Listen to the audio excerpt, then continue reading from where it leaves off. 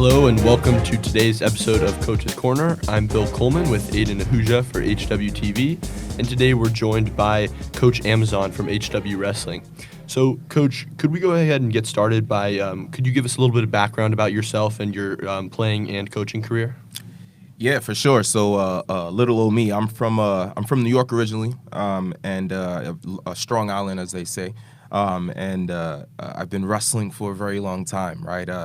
I think a lot of people here know me as one of the sports performance coaches, and you know, obviously that's one of the things that I went to school for, sport and exercise science, and you know, the way I got onto that journey was through wrestling, right? I think one of the things that I always wanted to know was how do I get faster, how do I get stronger, how do I improve, right? And back in the day, the answer to that question was work harder, right? And that's a loaded answer. So you know, I went out and searched for the knowledge. So I wrestled in high school. I wrestled in college at Ithaca College, woo woo, and it was an awesome time, right? The things that you learn, not only about the sport but about yourself, right? I think really helped to mold me into the person I am now, and not only just on the wrestling mat, but in that weight room, as you guys know, right? So I think it's one of those things that, you know, being around wrestling, there are a lot of lessons that you learn. There are a lot of things that you learn as well. Just getting a chance to battle and show who you are on a daily basis, right? So obviously throughout my college career, I wrestled with some great athletes. I'm pretty sure every single one of my partners was a national champ. Not to say it was me, but you know, the kudos to them. But it was one of those things where I learned a lot about what it takes, right? And I wanted to share that knowledge. So at first, that experience came through strength and conditioning, where I reached out and again, I interned at different places, and somehow the world led me to Harvard Westlake, and I had the opportunity to be able to join the family here. And they didn't know that I wrestled. They knew that I was a strength coach, which is great. I found out that they had a wrestling program, and if you know me, I was ear to ear at that point. So, you know, I was excited to get on board, and when the opportunity came to take over, I jumped on it, right? And I'm excited for not only the program, but the kids to come through the program and to experience some of the things that I got a chance to experience when it comes to, you know, getting past that hump, and when it comes to using the tools that you learned in wrestling outside of wrestling, right? Whether that be playing a different sport, whether that be in what you do with work, whether that be what happens in your family life, right? So wrestling changed my life. I would not be here. I would not be the person I am today if it wasn't for wrestling. And my main goal in life is to help kids on the mat and off the mat learn the things that I learned, and skip the mistakes that I made, and really just expedite their journey to success. Yes, sir. And you mentioned your background in strength and conditioning coaching at Harvard Westlake. How do you as a coach balance the wrestling program and being a strength coach for other teams as well? Yeah, well, first off, I think you got to have some kind of joy for what you do, right? I love to torture kids. It's just one of the things that comes with the job. So I think when I look at it, I think we all have our journeys that we're going through. And just like I said before, I'm really passionate about wrestling, but I think the individual journey is what really calls to me, right? So when you start looking at the different teams that I'm working with, whether that be boys soccer or softball or, you know, volleyball or any of the other teams, I think their individual journeys is something that is hard for me to give up on, right? Especially whether it be during the winter season or whatever it is. So it can be hard at times because, you know, the schedule is loaded, but I just think back to those kids, right, and the work that they're putting in, getting in the weight room and getting out there on the field or getting out there on the mat. And I think of, well, you know, if I was gone for 3 months, where would they be, right? And I know they would miss my loud voice and personality. So I don't want to rob them of that. So we make it work, right? We've got a great staff down in the weight room. Jeff Krelling, Kyle Casey, and Chelsea, and again, some of the part-timers that we have down there, and I think we do a great job delegating and making sure that everyone's taken care of. Awesome. Transitioning a little bit into your guys' season this year, you know, I believe that you guys have had a great season for this year. You got league finals coming up tomorrow. So What do you believe has kind of contributed to that? You know, I have a couple friends on the wrestling team, and they talk a lot about how, you know, you guys are very disciplined, you know, very committed, a lot of work ethic. You know, how what is that like? What are those kind of values? How do they play into the success you've had this year? Big. I think, and again, what we're trying to teach and how we're trying to teach it isn't something that comes in a day, right? And our kids have been getting, obviously, led down this path, and they haven't been shown immediately results, right? And that's hard to do, right? And I give the analogy of the bamboo tree, right? And you know, for years, it doesn't crack the surface, right? And for years, it spends time and you water it and water it, and the roots grow bigger and bigger, right? And once it does crack the surface, it shoots up faster than any tree, right? And it's kind of the journey that our kids are on right now. We've been watering the seed for a very long time, right? And we've been setting up and we've been staying disciplined with how we train and what we do and how we do it. And we're starting to see the soil rise, right? And I think the cracking the surface is going to come down to our kids individually, right? Each of them have their journey and their demons to get through. The question is, can we fight those demons, right? Can we withstand the hard trek that it's going to take to get through this journey? And the kids who have shown that resilience are reaping the benefits, right? I think a great example of that, Cutter East. The kid is one of the more funny kids that I know in my life. I think one of the things that make my heart happy every time I see him wrestle, I say this all the time, but we step out there and I usually look at his opponent and I think, right? And he looks over at me and he goes, Coach, I got this, right? And it's one of those moments where you understand that kid he has the tools not only to wrestle, but he has the tools to be able to deal with any type of obstacle you put in front of him, right? With a smile on his face. And that's when our kids get dangerous. So, you know, obviously we want to win and we want to get W's on the board, but I think the W's that we've been getting have been under the soil, right? And slowly but surely we're going to crack that top, and when we do, it's up from there, right? And I think that journey is mimicked from the girls' side, right? Our girls have been absolutely crushing it, right? We had one girl last year, and you know, we're up to 9 girls this year. So I think, you know, through, again, the leadership of our girls coaches, Charlie and Marina, I think they've been able to do some great things from a building standpoint. And I'm proud of everyone within our program. So, you know, Coach, now that we're talking a little bit about women's wrestling, could you go ahead and just kind of tell us what direction is women's wrestling heading in right now? You know, how recently did it really become a thing, and like, where is it going to go in the future?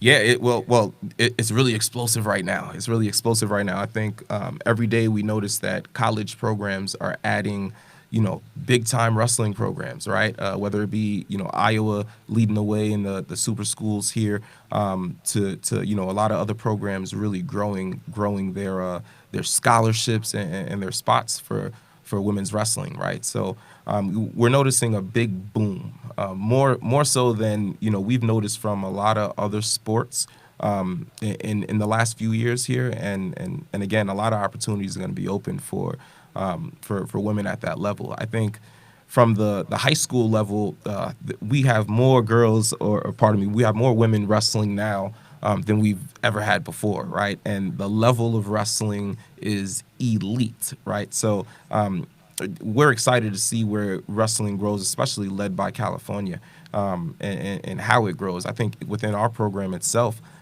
there's a lot of great things to look forward to. Obviously, the growth in numbers, we've got phenomenal numbers, and we're going to continue to grow.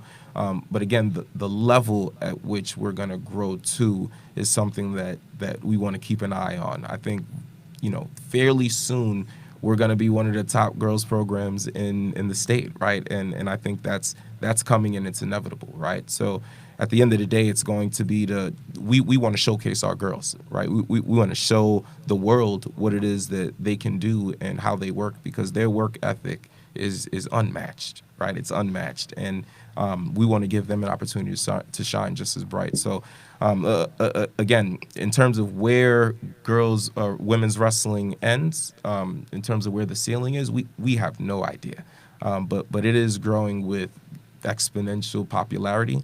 And again, we plan on staking our claim at the top.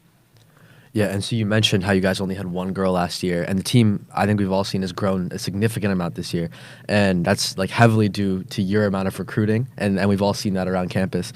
So how were you going about that, and how did you kind of challenge like the fact that not a lot of kids initially wanted to like wrestle, and now they do. So how did you go about that? Yeah, I think two things kind of explain the journey here: just persistence and help. Right. I think number one, getting someone to try wrestling is probably the most exhausting thing in the world. Right. Wrestling's tough. Wrestling's one of the tougher sports that we have here at Harvard Westlake, but the benefits that you get from wrestling are huge, right? Employers hire wrestlers at a higher rate than anyone else, right? And there are a lot of other things that colleges want to see that wrestlers have, right? So, wrestling, the benefits from it can be huge, but again, you kind of got to get tortured a little bit, right? You got to go through the daily fight of using every muscle in your body to overcome and subdue an opponent, right? And that's tough. So it's persistence, right? Trying to give kids a reason to try a sport like that, right? And then give those kids an opportunity, right? You don't have to be the most athletic person in the world. You don't have to be the tallest person in the world, as you can see from me. And again, you don't have to be the fastest person in the world. You just have to be willing to battle, right? And I think that's what separates, again, a lot of the kids who do come out and see success from those kids who don't, right? And I think help, right, especially from the girls' end, getting everyone riled up is one thing, but having the structure and organization to follow through on things and growth mentality is going to be important, right? I think we've had some great help from our coaches with the girls, again, Charlie and Marina. They do a great job motivating our girls and again, at the tournaments, making sure that they're ready to go and really again, helping their journey and their experience. So, again, persistence is one that definitely helps, especially when, again, we're not the highest tier team here at the school, right? We've got teams here who win, right? And that's great. And we look at that as, a challenge that we accept happily, right? I think we want to be one of those teams. So, we got to be persistent in our goals, and we need help. We need family around us. We need parents. We need administrators. We need you guys. We need everyone, right? And once we do get everyone, I think that's when you'll see the bamboo tree grow. Awesome. I want to ask. You mentioned a lot of the guys have been people have been new to the team. You've been recruiting a lot of people. Are there any older guys that have been around for a while? Some, maybe some senior leaders that have really stepped up and started to, as a fellow player, have showed those kind of people the way that the program works and the way that it functions? Anybody specific that you think has really stepped up in that role? Yeah, I think we've had a few people, right? I think from the girls' end, Skylar has been a rock for us, right? And she was the lone girl on the team last year, and now she has a squad behind her, right? So I think she's been a rock for us in terms of being a leader to really show the blueprint for what it's going to take, right? I think from the boys' end, we've got again Isaac. Isaac has been with me again through freshman year all the way through his senior year this year, and he's been tough for us. But again, I think guys like Dylan Graff, guys like Cutter East have really helped to keep our guys accountable, right? To hold them stern when we need certain things done. We need people to show up at a certain time and to instill the values of that. I tell the guys all the time, if I'm the only one that gets upset when we do something wrong, then I failed them, right? So I think we're starting to develop those leaders. And again, our guys are young. Cutter's been wrestling for 2 years, and we've got other guys where this is their first year wrestling, and we're competing against guys who've been wrestling since they were 5, right? So I think our wrestling age is young, but we're able to close the gap pretty quickly here, which I'm excited about. And you were mentioning like in a lot of times in wrestling, you may not be the strongest, biggest, or fastest, but how do you? But you said mentality is one of the biggest things in wrestling. How do you train that with your players? Yeah, I think one of the big things for us is going to be using those mental skills that we learn, especially with CAT in sports psych, and understanding how to, again, control the things that we can control, right? I think one of the big things are, once we get fatigued, that's the the best way to really test where we really are, right? It's kind of like that fight or flight mechanism, right? When things start to get a little hairy, which one kicks in. So I think fatigue definitely helps to get our guys in a place where we can learn more about them, right? And then once you reach fatigue, I think that's when we get the opportunity to really build certain things, right? But it's hard because what I'm asking you to do is to drive your car until it's on empty, right? And then I'm asking you to go 4 more miles, right? So that's something that's hard, and it takes mental fortitude, right? It takes emotional fortitude, right? It takes support, right? It takes support. You got to have people around you to be successful like that. And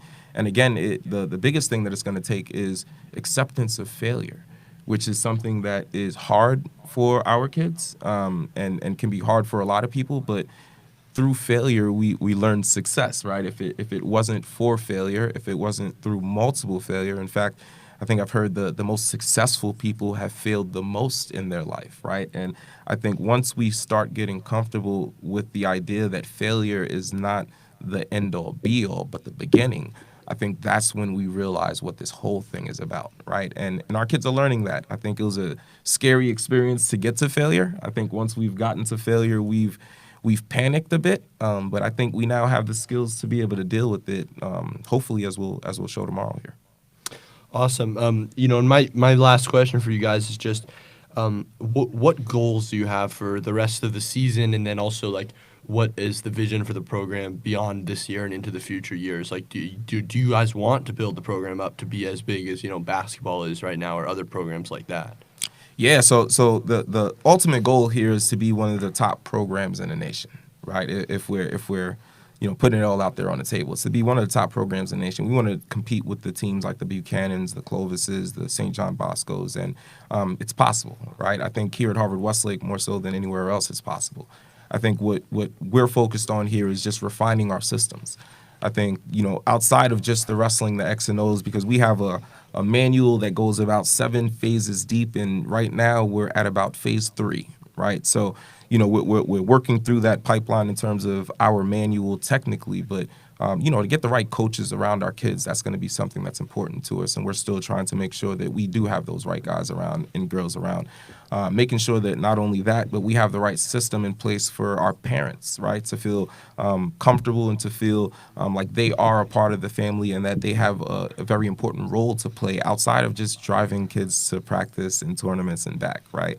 I think there are a lot of structural things that obviously we need to figure out when it comes to, what does it look like in terms of team bonding, right? Because I don't think our team has, again, really dove into that bucket so much. We've been so caught up on getting caught up that we really haven't meshed the way I think we can mesh. So I think the next steps for us, again, looking past this year, is going to be to continue to refine those systems and continue to grow our roster, right? At the end of the day, we lost the matches we lost this year in league, not because we lost more matches, but because we didn't have enough kids to fill a roster, right? I think in most of our matches, we wrestled 7 kids, and out of the 7 kids, we won 5 matches, right? But we still lost the match because we didn't have the 14 kids needed to compete, right? So it shows that we're getting better, right? We're putting coaches and teams on notice, but we do need those numbers to be able to compete at that national level.